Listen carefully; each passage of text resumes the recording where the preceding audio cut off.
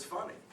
So the day I got so this bill is now in the House, having passed the Senate, and it's now out of the House committee. I got it out of committee. It's sitting on the House floor now. And the day I got it out of committee and I went back to my office, first time a bill like this has ever passed a House committee, the first call I got was from a total stranger. And I picked up the phone and I said, "Representative Lang," and this is what I heard on the other end of the phone. "Hey, dude!" This was a person who really wasn't into the medical marijuana part. I don't think he read the bill. He was into just, hey, marijuana, good stuff. Now, in the state of California, you probably know, they're trying to legalize marijuana, period.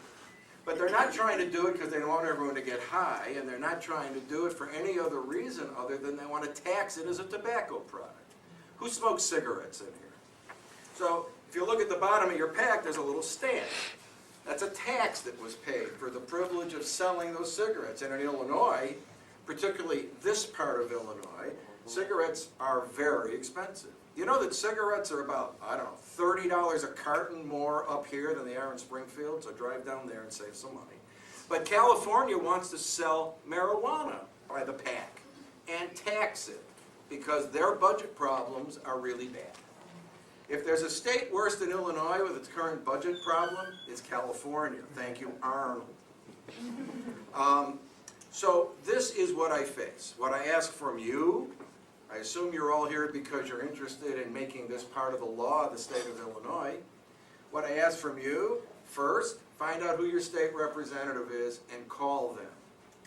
Not write them, call them. And talk to them personally. And if you have a chance to see them eyeball to eyeball, go do that. Better yet, bring with you a sick person. I mean it. So you say, well, why should we prey on these people? Why should we use sick people to help pass the bill? Well, because we want to pass the bill. It's easy for a legislator who really doesn't care about public policy to say no to me. It's really easy for them to say no to you if you're not a sick person, if you're just a person who's young as you all are, and who the legislator will look at you and say, well, they just want to smoke dope. It's not about that. Bring a sick person. Bring a person who's in pain. Bring a person who's sick. Bring a person who's dying. Bring a person who's nauseous. Bring a person who's desperate to see their legislator. Call your friends and your neighbors and your cousins and your relatives and have them call their legislators. The only way this is going to pass is if legislators believe that it's in their best political interest to vote for it as opposed to against it. Now, it shouldn't be that way. It should be about what's the best for the public policy of the state of Illinois. What's the right and compassionate thing to do? That's what it ought to be about. But unfortunately, when we're talking about controversial issues, it's never about that. It's about something else. And so I've had legislators say to me, this is one of my favorites. I had a legislator say to me, you know, Lou, I was thinking of voting for this, but I got calls in my district from people who say they're opposed. How many? 3. 3! I got no calls for it.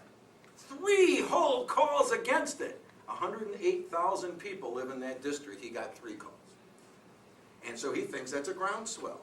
So we have to give him at least 4 calls for it. And then maybe he'll say, well, okay, that was a groundswell the other way. This is how the legislative mind works. This is why Springfield doesn't work and how the legislative mind does work. And so I'm thrilled to be here and I want to answer your questions.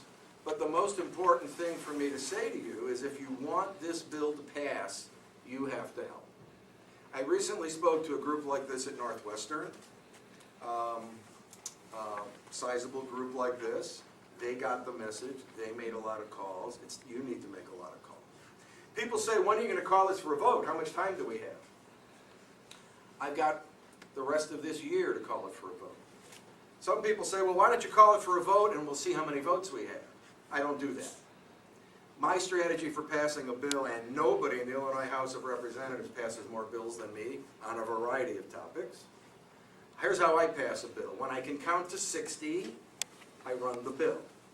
Until then, I don't run the bill. Because when we're talking about something this controversial and this difficult, most legislators who are going to vote for it will do it one time. If they vote yes and it fails, they're never going to vote for it again. So we don't take a vote till we know we've got 60 people who say yes. And when I have 60 people who say yes, then we'll call the bill for a vote that day before they change their mind. That day. You're looking at the guy who passed the Equal Rights Amendment in the state of Illinois after 30 years. Now, I didn't work on it 30 years, but others did. 30 years ago it failed, and some years ago I passed that because I told the advocates, go away, we're not ready. Keep making calls, and eventually we did, and eventually we passed it. Now, it isn't part of Illinois, it didn't pass Illinois yet because it never passed the Senate. But my point is that we move on these things when it's right. And you have to trust your sponsor, and you're stuck with me. So, I may have other things that I haven't thought about saying, but I wanted to say these things, and I want to turn it over to your questions.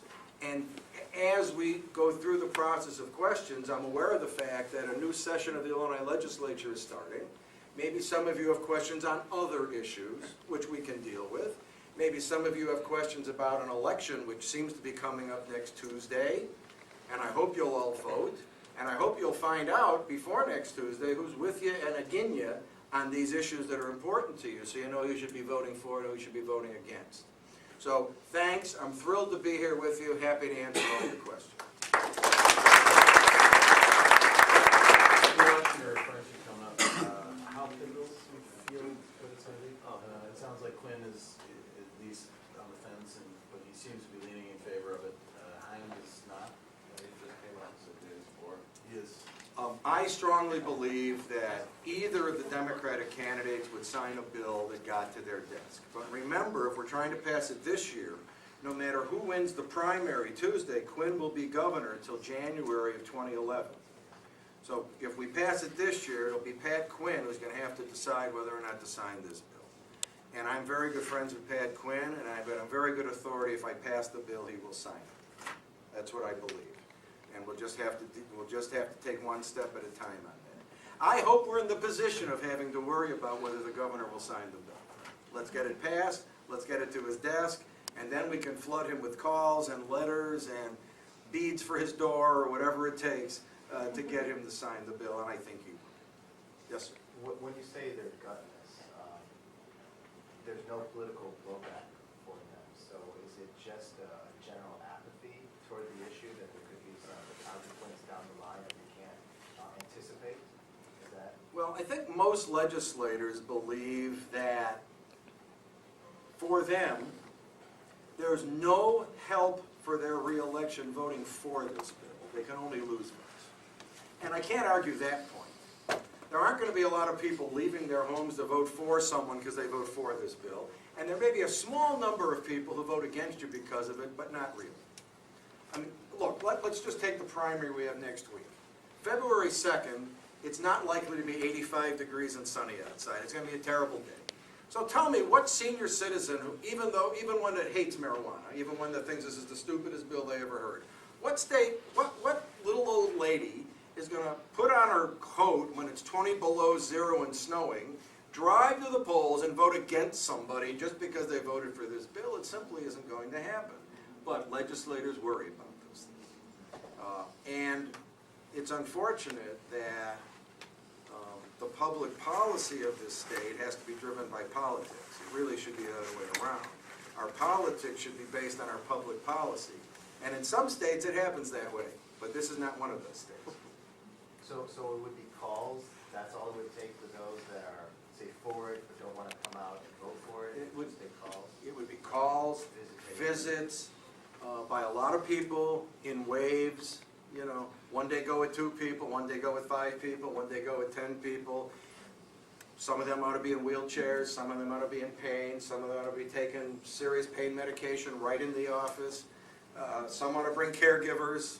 I don't want to use these folks, but we got to pass the bill. Put a face to it. Exactly right. Put a face to the problem. We have to talk about this as a problem of health care, not about drugs. And so in Washington, they've spent the better part of a year now debating health care. And one of the issues in that debate is, how much is this going to cost? Millions and trillions and gazillions of dollars. This bill is health care for free. It will cost the taxpayers of this state $0.